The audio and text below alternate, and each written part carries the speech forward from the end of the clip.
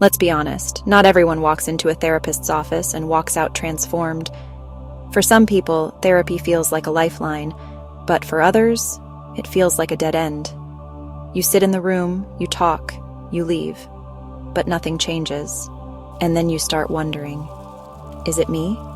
Am I too broken to be helped?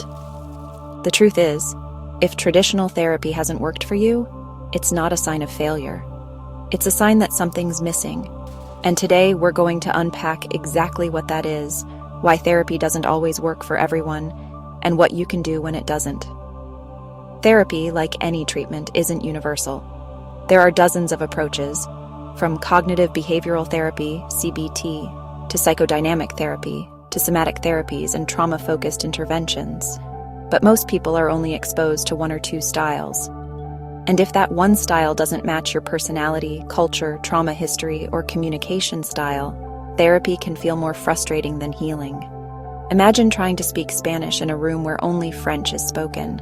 It's not that you don't want to connect, it's that the method doesn't match your need. The therapeutic relationship matters more than you think. Research shows that the quality of the relationship between the therapist and the client is one of the strongest predictors of success in therapy, more than the specific techniques used. If you don't feel emotionally safe, respected, or truly seen by your therapist, your nervous system won't relax. And if your body doesn't feel safe, your mind can't open up. Sometimes people leave therapy thinking it's useless, when in fact, they just didn't have the right person in the room. The connection matters. Don't underestimate it.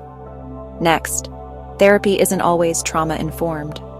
Many people go to therapy carrying unresolved trauma, but traditional talk therapy isn't always equipped to handle trauma in a safe or effective way.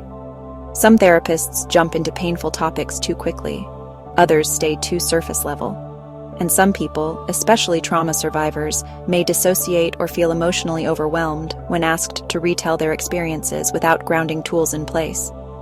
Without a trauma-informed lens, therapy can unintentionally re-trigger instead of repair.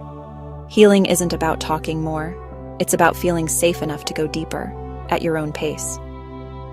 The next factor is culture, identity, and representation gaps. For therapy to work, you need to feel understood, but many people, especially people of color, LGBTQ+ individuals, neurodivergent clients, or immigrants, often don't feel seen in traditional therapy settings. If your therapist doesn't understand the social, cultural, or systemic layers of your experience, they might unintentionally minimize or misinterpret your pain. Statements like, "Just set a boundary," or "try gratitude," can feel hollow when someone hasn't walked in your shoes. Culturally competent therapy isn't optional. It's essential, and always advocate for yourself in therapy. Next is internal barriers we don't talk about enough. Sometimes therapy doesn't work because people show up, but they're not emotionally ready to be vulnerable. And that's okay. Trust is built, not forced. Other times, internalized shame gets in the way. You're afraid of being judged, or deep down, you don't believe you deserve healing. And sometimes your survival strategies, like avoiding emotions or numbing out, are still active. Therapy challenges these patterns, and that can feel threatening, even if you want to change. So if you're stuck, don't blame yourself. Be curious. What might your resistance be trying to protect? Another factor is systemic barriers that keep people stuck. Even when someone wants therapy, access is a major issue. Long wait lists, high costs, insurance restrictions, limited culturally diverse therapists. The reality is, therapy remains out of reach for many. And when therapy is available, it's often short-term or limited by systems that don't allow for deep relational healing. When we talk about therapy not working, we have to be honest about the broader context. It's not always a personal failure. It's often a systemic one. So, what can you do if therapy hasn't worked for you? If therapy hasn't helped you, don't give up on healing. Try changing the path. Look for different modalities. Somatic therapy, art therapy, EMDR, group therapy, or coaching might suit your style better. Explore body-based approaches if talk therapy feels flat. Sometimes the body holds what the mind can't articulate.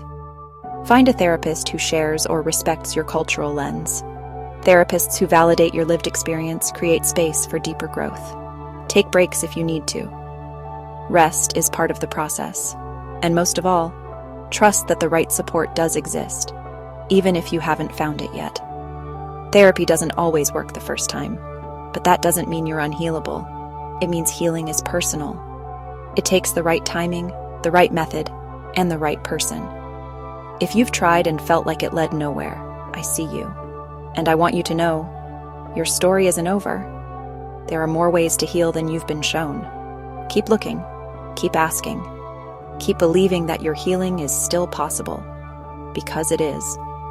If you found this video helpful, be sure to give it a like, subscribe, and share it with someone who might benefit from it.